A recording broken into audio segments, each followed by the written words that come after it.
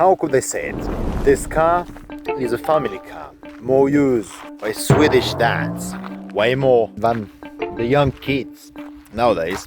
I don't know why those cars are trendy, but it's kind of crazy. I'm ready to be a family dad or something, ready to be a father of 7 kids.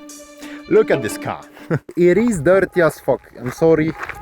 Look at that shit. I've been driving in the fucking of nowhere. Here a fucking bird pooped on my fucking bonnet.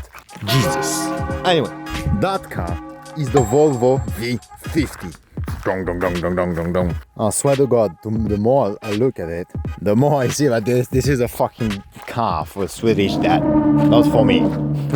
So let's talk briefly about this car. So that car, that shit, is my daily driver. And what could I say about this? There's a lot of things to say. That shitbox, which I like, is kind of interesting. So, as we can see, it for a shitbox for a car which is like almost 20 years old, it is 19 years old. This car has been for the first time registered in February, fuck that month, of 2007. And this car has been slightly modified, at least aesthetics wise. Like, we're gonna talk about the engine, all the other stuff later on.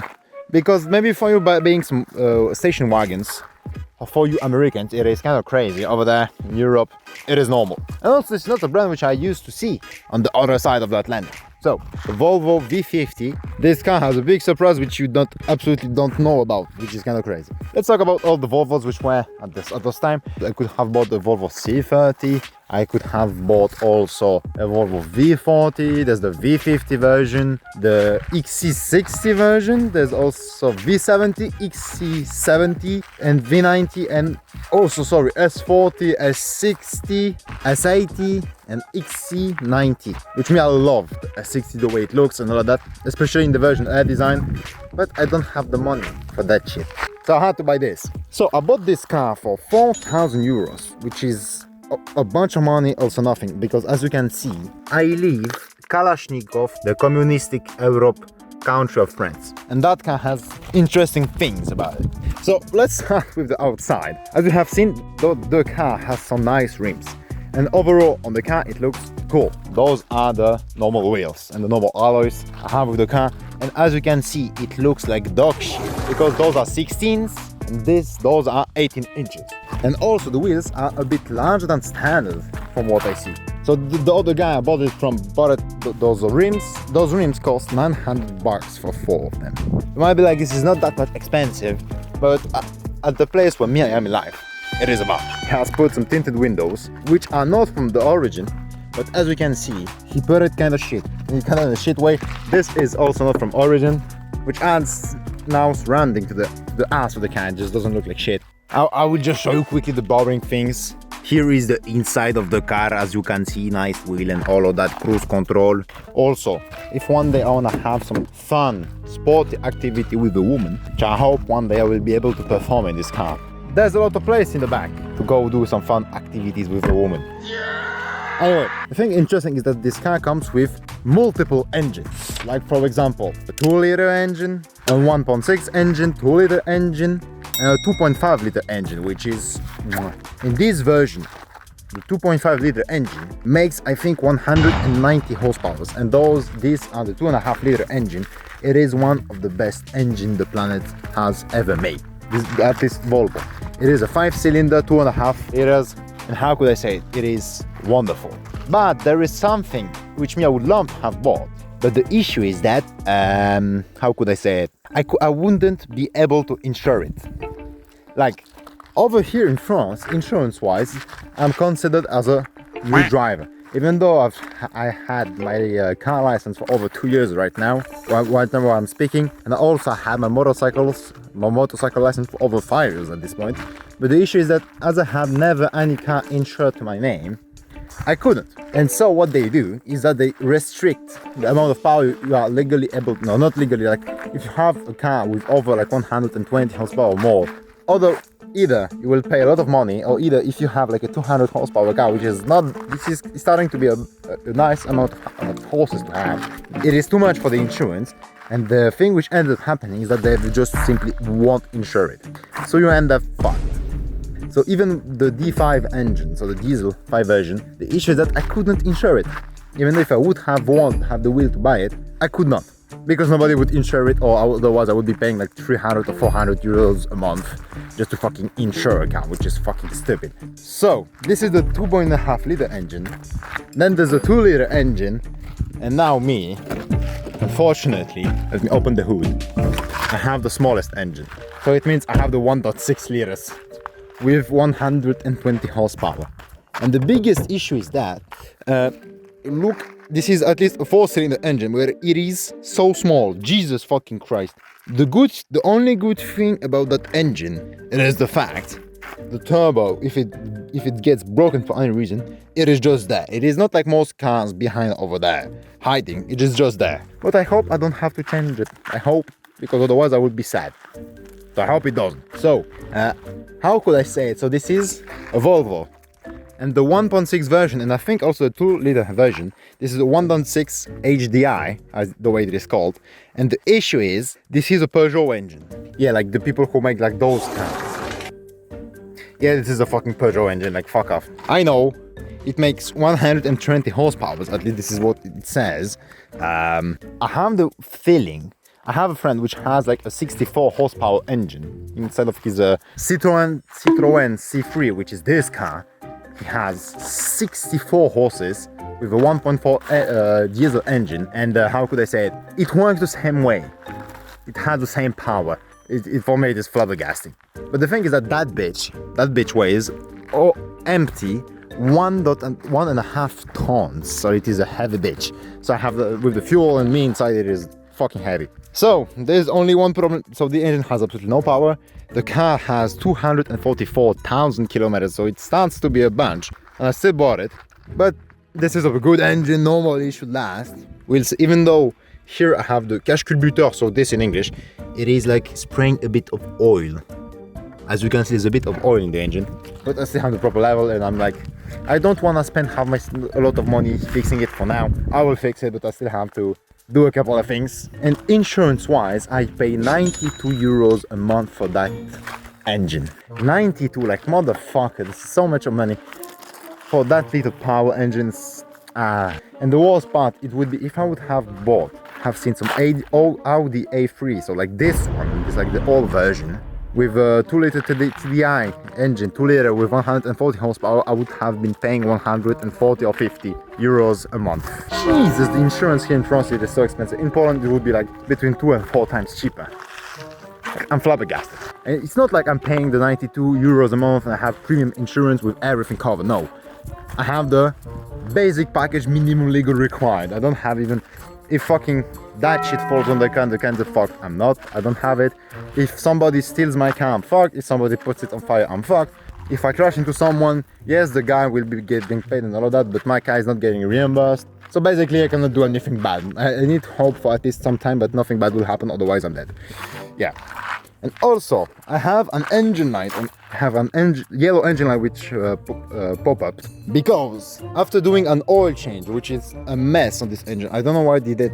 Effectively, like the turbo is there, the drain plug is just down below, but the oil filter, which you have to change every single time, is sitting below that, and is sitting, do you see that thing?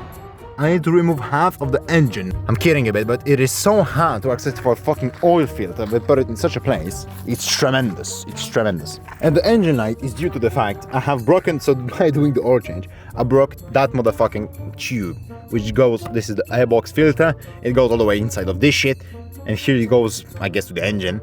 I broke it.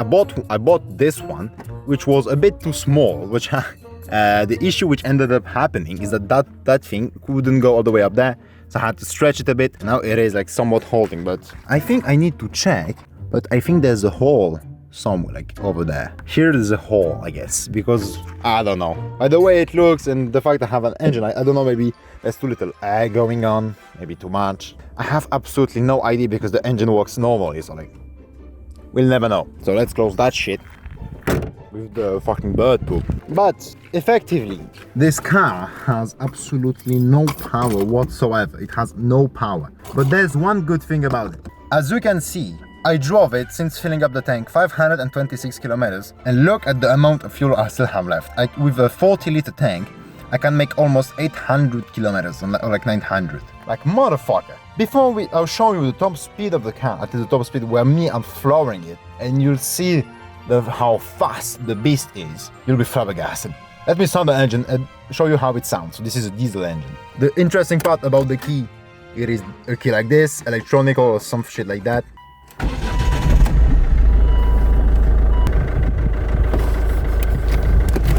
It sounds like any diesel engine. I think this car, since I only had it for like a week or something, a bit more than a week, this car uses between 4 and 5 liters of diesel per 100. So maybe the engine has no power, but for American friends, 4 or 5 liters, so like maybe for 1 gallon and 1/4, 2 quarters per 60 miles, it is nothing. Jesus. As you can see, the engine light I've been talking about, it is showing it right there. The guy, because as you can see, there is no Bluetooth from origin, manual 5 gearbox. He put a fucking box like this, and from what he did explain it to me, so the car has Bluetooth, it has a microphone, but if I don't have the CD player on, it doesn't work. From what, have you seen my shoes? They look incredible. He didn't. It fucking hacks this disc player, and somehow it works. How? I have absolutely no fucking idea, but it does. That is crazy, man.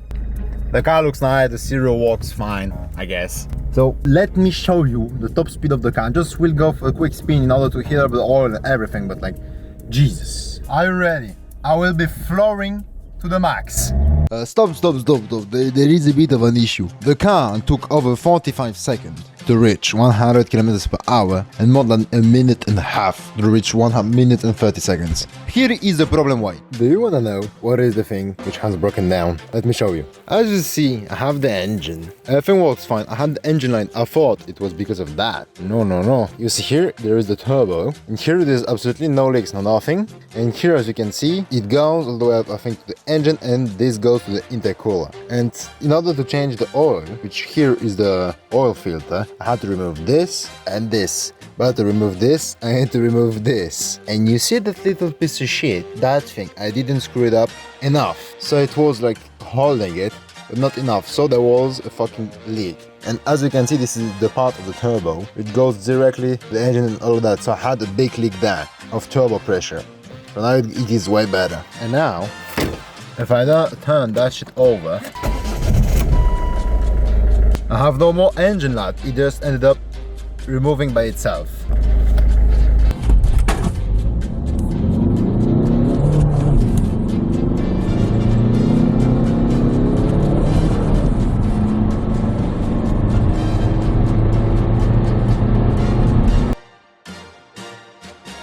Jesus fucking Christ. Fuck, let me go open a bit the window because I'm just fucking dying because the AC is fucking dead in this car. But also I paid it 4,000 bucks as I said in the beginning. And the big issue is that for that amount of money, there's absolutely nothing nowadays in France. So when you look on Leboncoin, so it is like, I don't know, in the US you have Craigslist or something like that. You have Craigslist, I don't know why do you buy your cars, or maybe Facebook Marketplace. So it's quite good. For us in France, we have Leboncoin, and the big issue is that for that 4,000 bucks, it's either I buy this car, which looks kinda nice, either I buy a Peugeot Partner, which looks like this,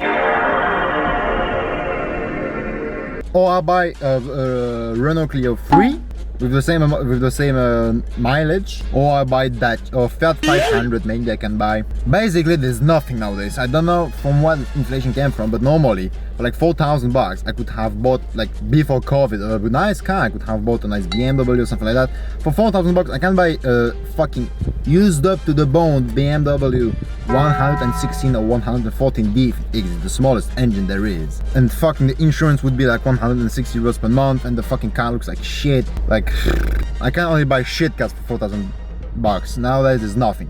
So that is why I bought this car for that price. Because there's nothing else. At least it looks way better like fucking this, like the fucking nice Volvo, like for fuck's sake. I can put a fucking whole body in the back of the car. Like, yeah, there's nothing in France. And also, like, I didn't have the wheel. I just looked like 200 kilometers away from my home. I didn't want to go to fucking Lille, which is like 1 billion miles away from my home.